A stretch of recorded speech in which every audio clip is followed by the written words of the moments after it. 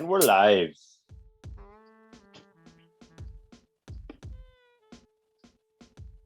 Am I part of the team or should I go to Brooklyn?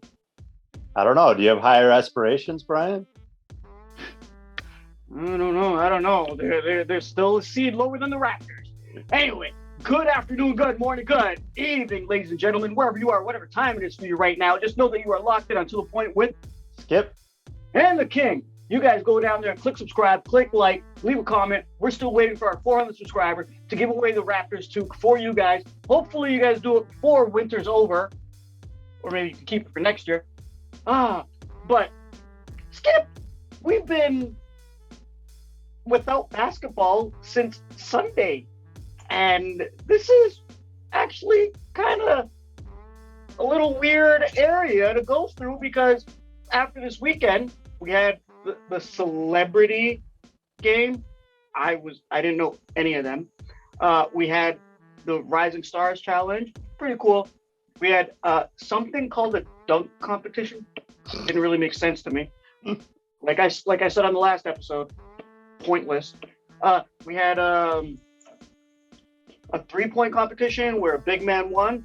Congratulations to Karl Anthony Towns. We had the All-Star game, which was actually pretty fun to watch. And then we had the top 75, which I would probably disagree with most of them, but Most? okay, a good portion of them. Like none of my 04 Pistons were on it, which baffles me. But you got Westbrook and Harden on there. I don't understand it. I guess that's the day and age that we live in with the NBA, where it's all about individual performance as opposed to team performance. But guess what? As of tonight, your Toronto Raptors are back. Yep. So we get to feast on this. Now, Skip, based on what the Raptors have done so far, and now that we've already passed that and seen where they're sitting currently, where do you think they will go as a team when the season is over? Because we did make our predictions before the season. Where do you think they will go? Well, I think I said before the season, I said they'd be about a frisky 7-8 seed. And we get to the halfway point, and what are they? They're a frisky 7 seed, right? They're a team that no one really wants to play. They're a little bit tough to beat, but they're not really in that top tier of the Eastern Conference. And that's kind of fair. I think that's sort of, as they've come along the season, we've seen them grow into that team more and more and more. And I think now you look at that and you see that's their baseline, right? Their baseline is this 7 seed. But you look at the teams ahead of them, they're not that far ahead. They're only 5 games out of the 1 seed, if you want to get really excited. Yep. So I think they have to have, as we said, shout out to Goran Dragic, higher aspirations. I love that Goran Dragic had higher aspirations than the Raptors, so he decided to go to the 8th seed. And like the team that has nobody playing for them right now, like not Kyrie, not Ben Simmons, not KD. So, I mean, I guess they'll get playing time. I guess they'll probably still be a playoff team, but I don't see that team winning a title as they're currently constituted right now. Anyway, I think going back to the Raptors, I think we're in the 7th spot right now, and we're really well positioned from an internal perspective with the addition of Thaddeus Young, with the way the team has played basically since Christmas. This team is really well positioned to solidify that spot. The question is, how much higher in the conference can they go? And also whether Brooklyn can chase them down. As we said, Brooklyn, obviously better team on paper, but no one actually plays for them. So how are they going to pass the Raptors if no one's actually playing for them? So right now, the Raptors are 2 games up on Brooklyn. They're a half game back of Boston for the 6th seed. I think realistically, you talk about the top 4 seeds all you like. Realistically, I think with the way that the conference is shaken out, the Raptors can take aim at a 6th seed and maybe dodging the play-in tournament. That should be kind of their goal right now. They're just a half game back of Boston. The Raptors have one of the easier strengths of schedule down the stretch. of all of the teams in the conversation. The question really becomes, okay, so which team are you going to pass? Because Boston, they're only a hot game up on us, but they've been really hot lately. They're a team that's clicked just like we have. And if you look at some of the projection systems, they have them ranked as one of the top teams in the East going forward, because for whatever reason, they believe in their Pythagorean record, the way that they're beating teams. They figure that the team has really come together and is one of those elite teams. So if you're not catching Boston, by the way, I think they still can catch Boston, but if you're not catching Boston, who are you catching? I mean, Philly, Milwaukee, those teams, let's be real, those teams are better than the Raptors through and through. They're going to be really hard to catch. Miami, they're a pretty good team. They're just getting healthy. They're already 5 games up on the Raptors. That's going to be a tough team to catch. Probably the best candidate would be to catch Chicago. But Chicago right now, they're tied for the 1 seed. They're, again, 5 games up on the Raptors with only, I think it's 22, maybe 25 games left to play. So that's not a lot of time to make up 5 games. The Bulls do have the hardest strength of schedule in the East going forward, I believe tied with the Bucks. So I think there is some room. You got a Raptors having a really easy schedule, the Bulls having a really hard schedule. There is some world where the Bulls go on a losing streak and the Raptors catch them, but that's a lot of teams to leapfrog to pass the Bulls. So it's going to be really tough to get much higher than the 6th seed. But I think we're in the spot basically where we're going to find ourselves at the end of the season. And what do you think? Well, prior to the season, we did say with our predictions, I think both of us were agreed about a 41-game win season, which they're not far from right now. I think they're going to blow past that. Yeah. Yeah. And I did say in my rant, you guys can go look, I did say the East is stacked. They could go anywhere from 4th to 8th. No problem. It could fall anywhere between there because the East is stacked and it's tight. It's tight.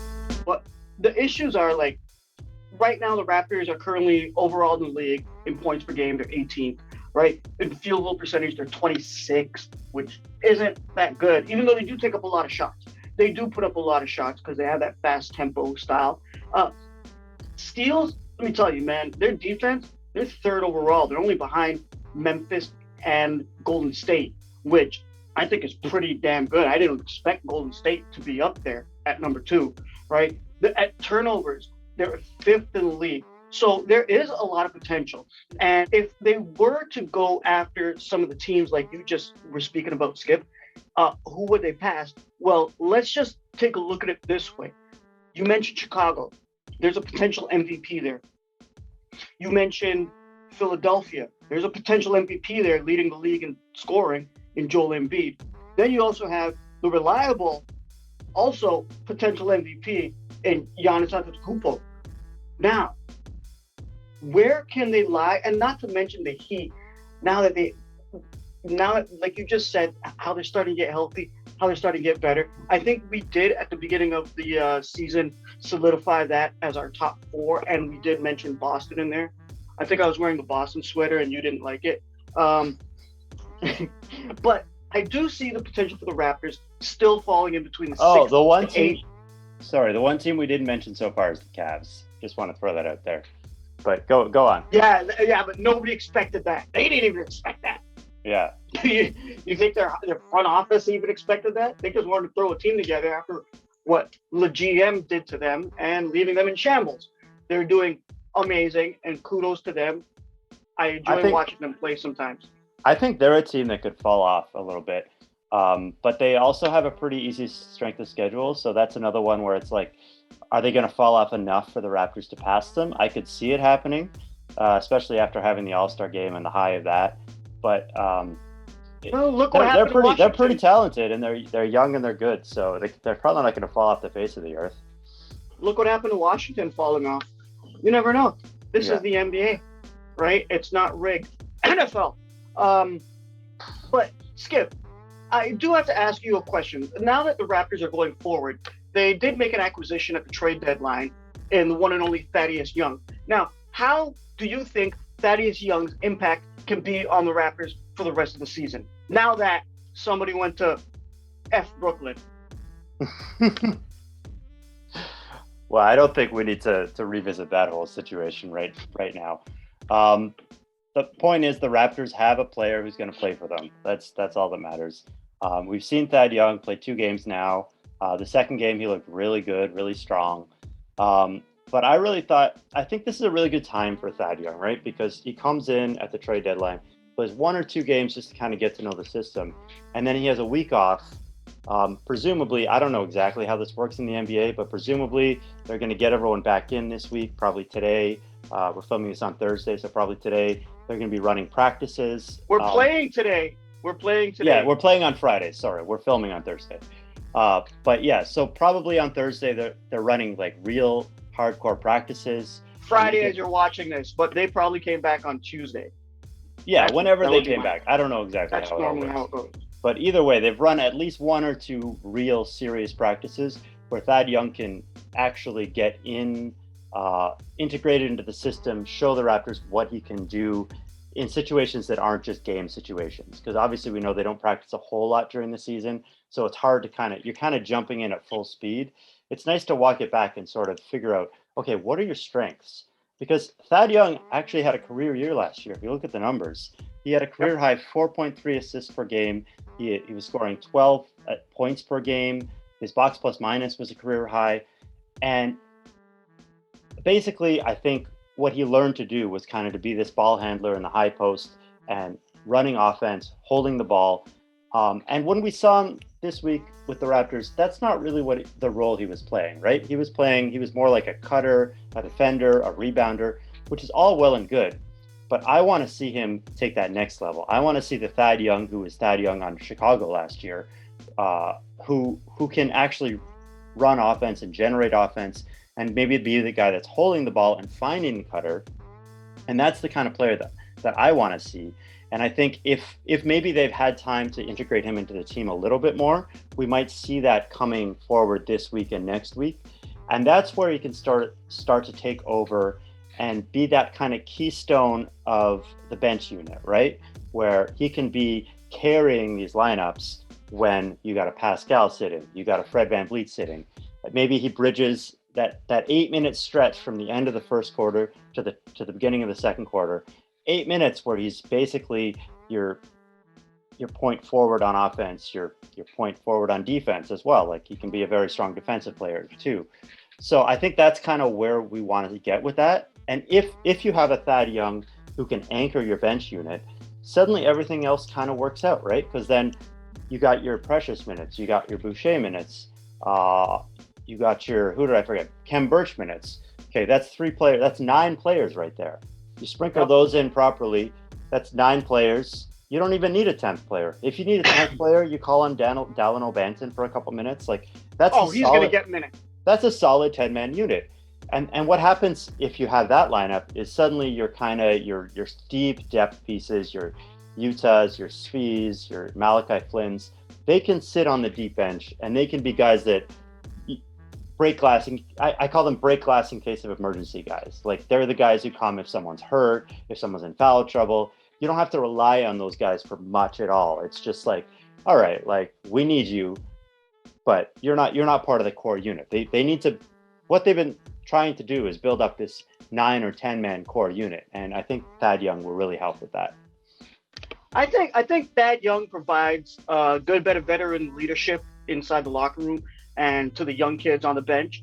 I think he can't. Okay, shot out of left field. Gary Trent Jr. loved it when he came to Toronto. It invigorated him. It picked up his game. Thaddeus Young said that he loves being in Toronto, and maybe that could pick up his game. And from also with his veteran leadership, maybe that can help some of the younger guys, like I just said, some that miss layups in clutch challenges. Yeah. Skip, I gotta ask you. You're taking shots at Scottie? Jeez, all right. Hey, man, I wasn't doing it. I love Scottie, right? It was just the whole American media going after him. I was not happy with it. But he did miss the shot. Maybe it could be jitters, being younger. first All-Star game, first All-Star weekend, him always being happy and always in a positive mindset. Spending But the whole do night you, on the tarmac at Pearson Airport. oh my goodness, they didn't leave here. They didn't leave Toronto till 1:30, and they had to get there. They couldn't even do the media day. He didn't even have time to practice. He just showed up and had to play. But yeah, it was a heavy snowfall. But Skip, I got to ask you, do you think Scottie Barnes is still in the running for Rookie of the Year this year? He's still in the running. I think his odds Do you of think he'll winning make it? his odds of winning it are basically nil at this point, I would say. So, look, Scottie's been great. Don't get me wrong. He's absolutely in the conversation. He's got to be 2 or 3 right now. I don't know exactly where Cade Cunningham sits, but he's got to be in that conversation. The problem is that Evan Mobley is just too damn good. And what we saw at All-Star Weekend, that's the thing. Like, what we saw at All-Star Weekend, not going to factor into the Rookie of the Year race in a major way. But if it's close at the end of the day, people are going to remember that. People are going to be like, oh yeah, Evan Mobley, he hit that 3 in the skills competition. He did this, he did that. It's just that little bit of a thing where it's like he looked so much better than Scottie in that All-Star Weekend that it might just turn people a little bit. But let's be real, Evan Mobley deserves it. He's had a better year than Scottie Barnes. So you look at their fundamental stats. Basic stats are very comparable. Scottie's got 14.4 points, 7.4 rebounds, 3.3 assists. Mobley, 14.9 points, 8.1 rebounds, 2.6 assists. But then you look at the slightly more advanced stats, and even win shares are pretty close. Like Scottie's 3.8, Mobley's 4.2. Their value over replacement player, Scottie's 0.9, Mobley's 1.2. So it's all very close. Like, don't get me wrong, they're very similar players. But what it kind of comes down to is this. Scottie is basically an average player offensively, which is amazing for a rookie. Like, he comes into the league as an average player. That's really good. Like, don't get me wrong. I'm not saying he's I'm not saying some of our fans upset. No, I'm saying he's an average NBA player. That means of all the minutes that get played, he's right in the middle. And that means that he's better than most players, because most players in the NBA are below average because the most of the minutes go to the better players. So he's an average NBA player at the start of his career offensively. He's basically an average NBA player defensively. He's a guy who holds his own. He's really solid out there, but he does sort of get blow-bys. He doesn't really create. What's that? He's got court vision. Yeah, he's got court vision. Anyway, but defensively, he doesn't necessarily create stops. He doesn't really generate offense off his defense. He does get blown by a bit. He's average, which is very good for a rookie, but he's not next level. Mobley, pretty much an average offensive player as well. He does his job. He takes care of business. But where he excels is he's an elite defender. He's already basically an all-NBA defender in his rookie year. And that's kind of like one of those things where Scottie can't match that. Scottie's very good. Like he's very close, but like Mobley's just that got that extra edge on defense. And I don't think, unless Scottie really goes nuclear in the second half, and let's be real, that's probably not going to happen, because as important as Scottie is to winning, he's not what drives winning for the Raptors right now. What drives winning is Pascal and Fred VanVleet. And I think Mobley just factors a little bit more into the winning that the Cavs are doing than Scottie does with the Raptors. A good point. So are you going to look into your cup of tea that you're drinking over there and look into the leaves and tell me who's going to be the Rookie of the Year? It's going to be Mobley? Yeah, it's Mobley. It's going to be pretty comfortably Mobley. Not a landslide, but comfortably Mobley. So based on what you just said, and since we're talking about predictions for the rest of the season for the Raptors, what impact would Freddie VanVleet, Pascal Siakam, OG Anunoby have on the rest of the season to take the Raptors to the playoffs? Well, I think what impact do you think? I think we've seen what they can do. We've seen what both of those guys can do. If they can play at the levels they've played at for the first half of the season, especially really here in the last month or two, as Pascal's really found his game, They can take this team to the next level. I mean, not championship next level, but they can really make this team a tough team to beat in the playoffs. They can, again, like I said, move past that 7 seed into the 6 seed, really challenge some of these higher up teams. What I'm most worried about is the minutes, and we've said this a million times. Preach. Yeah. So what's important about the All-Star game is that it is a week off, right? It's a week off to take a break, to reset. VanVleet didn't get a full week, but he did basically get a week because he sat the last 2 games before the break. So everyone's had a week off to reset, right? Now the question is, can the Raptors going forward not run their guys into the ground in the second half and not have them be totally exhausted by the time it gets to playoff time? Because let's be real, you can play that way all regular season. When it gets to the playoffs, those legs are going to catch up to you. They're going to get gassed. And I think we saw OG Anunoby's a good example of this. In the first half, I think really down the stretch of that first half, OG was really starting to struggle with his shot. He really looked like a step slow on defense. He really looked to me like he was gassed a lot of the time. And I think if he can take this week off and sort of have a fresh start, shall we say, and if Nurse can manage their minutes a little bit better. Refresh, press F5. Yeah, hit refresh on your body, basically. And if he can start from that and play fewer minutes down the stretch, then I think there's a chance for this team to be better. And that comes back to the Thad Young thing. Like, if Thad Young can eat up those minutes and play a large role on this team off the bench, then all of these other guys will be much better rested going down the stretch. And as the Raptors, like we said, they have a pretty easy strength of schedule. They shouldn't have a huge problem solidifying their spot as a 7 or 8 seed. The question now is going to be, can you be rested for the playoffs? Can you be your best version of yourselves going into that play-in tournament or going into that 6-3 matchup if they make the 6 seed? That's going to be where we're at with those guys. Personally, I think the impact these gentlemen have, I think you nailed basically everything, because I've been concerned about the minutes watching them play. I think the impact that these gentlemen have, if they continue to play the way they are playing and continue to build that team chemistry, I wouldn't mind. I would be satisfied with the Raptors making it 6th, like you said, playing as a 3rd seed, maybe having a first round exit, depending on who they play. But I would be 7 games though. 7 games though. Yeah, I would feel comfortable even if they did take the first round exit, because this just gives hope for next year for you and you Toronto Raptors fans, Raptor Nation. That would give you guys hope, right? And I think right now you guys should be hopeful, and everybody should stop. I'm seeing all these things online, Skip, and people should stop shitting on the Raptors for what they've accomplished. You got spoiled. You're spoiled. You're the Drakes of the world. You're ambassadors. You got 1 championship and you expect it every damn year. No, this is not for you. Okay?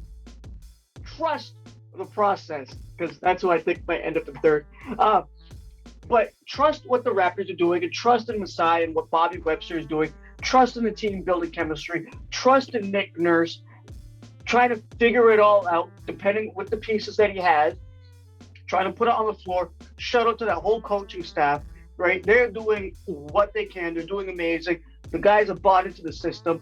So I do see that the Raptors will give you hope, because I see a lot of you people out there online saying the Raptors won't make the playoffs, blow up the team, get rid of everybody. Pascal sucks, get rid of Fred, get rid of this, don't draft Scottie Barnes, get whoever, get Jalen Green. I've seen all that. But we're witnessing it right now currently. Okay? Hindsight ain't always 20/20, baby. I'm telling you that right now. So I think the Raptors can take 6th at least. So, and I still do believe that they're going to be a 40-plus win team. Now, Skip, do you have any final thoughts you would like to share with the Raptors fans out there while I rest my voice after yelling at you guys? I don't have a ton to say, but I just want to say that even if the Raptors end as a 7 seed, or even an 8 seed, and have to play in the play-in, this will be a very successful season. I think absolutely like you said, they're going to be a 40-win team. Like, if you told me they were going to be an 8 seed before the season, I would have thought they were like 39, 40, 41 wins. But the East is really damn good this year. They could win 45 games and still end up as a 7 or 8 seed. So I think there's no shame in that. I think it'd be fun to see a Brooklyn Toronto play-in tournament game against the Raptors against Goran Dragic. But yeah, I hope they can sneak into 6 somehow. But like I said, it's going to be tough to move up in the standings because everyone's so good. Anyway, that's all I got to say. It would be nice to see Brooklyn. And can I just laugh at Brooklyn for a minute and laugh at the Lakers after everybody picked them to be in the finals at the end of this year? I'm just laughing. I'm sorry. I find it hilarious. Okay, I picked them to be in a retirement home at the end of the year, but that's just me. Especially ESPN picking their top 10 and number 2. No way. Not that player. Y'all getting things wrong, okay? So Skip, this has been a good conversation, man. I really enjoy it when we just shoot the, you know what? But our predictions, let's hopefully we get them right at the end of the year. So don't. We'll check back in. We'll check back in after the regular season. Yes, we will. We will. I might have to put an egg on my face. I know some of you guys have been asking for that. But on behalf of myself, Skip, the one and only Simon Brodeur, Running the Point, Amazon.ca. Go buy that book. Go check out his other short stories. Go check out everything he has published. On behalf of myself and Skip, make sure you guys go down there. Click subscribe. Click like. We still want to give away that toque. I don't want it here. I do not like clutter in my home. Okay? So, good afternoon, good morning, good evening, good night, and peace.